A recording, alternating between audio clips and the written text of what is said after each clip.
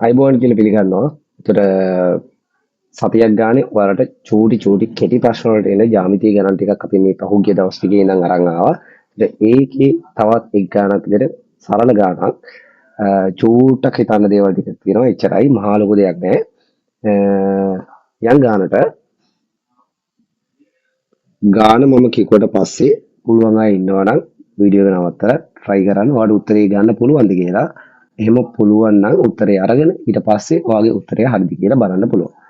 ගාන මේකයි. වෘතයක් තියෙනවා. වෘත කේන්ද්‍රය QT කියලා කියන්නේ යාගේ විස්කම්භයක්. PR කියලා කියන්නේ සරල රේඛාවක්. මෙයා සරල රේඛාවක් මේ දෙන යා කරලා තියෙනවා. ඔයාලට දීලා තියෙනවා RPT.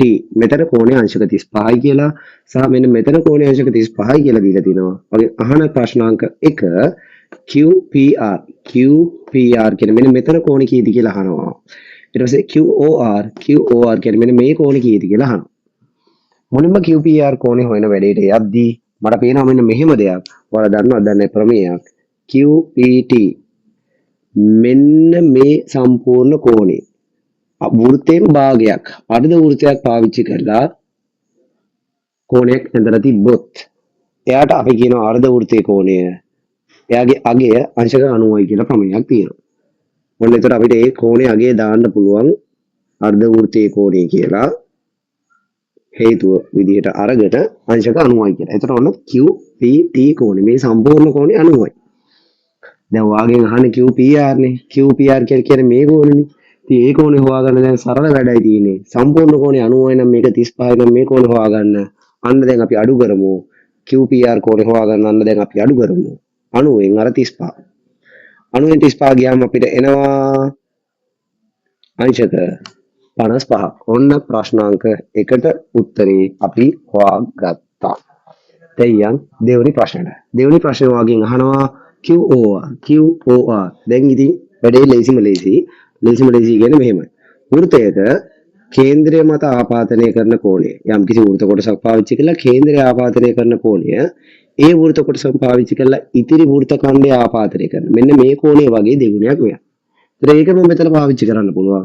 වෘත්ත කොටසක් පාවිච්චි කරලා කේන්ද්‍රය ආපාදනය කරපු කෝණේ තියෙන්නේ මේ ඉතිරි වෘත්ත ඛණ්ඩය ආපාදනය කරපු කෝණේ මේ මෙයාව අපි හොයාගත්ත 55යි කියලා. එහෙනම් QOR හොයන්න කරන්න තියෙන්නේ. QOR හොයන්න කරන්න තියෙන්නේ 55 ඒවා දෙකක් බලන්න. එතකොට උත්තරේ එනවා අංශක 110යි කියලා. මේකට උන අපි හේතුව ලියන්න පුළුවන්. කේන්ද්‍රය හා ඉතිරි වෘත්ත ඛණ්ඩයේ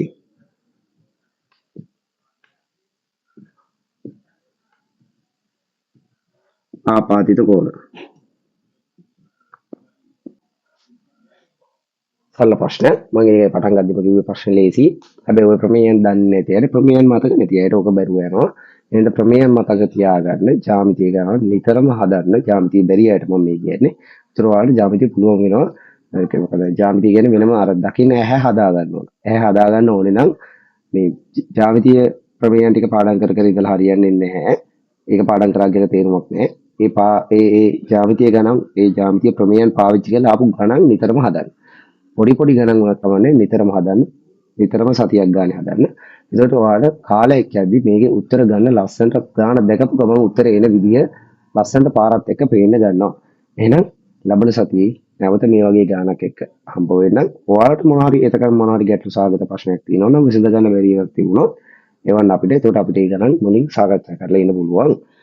එහෙනම් පින් එන්න නැවත ලබන සතියේ තව මේ වගේම ගානක් එක්ක හම්බ වෙමු. There we go. I bought.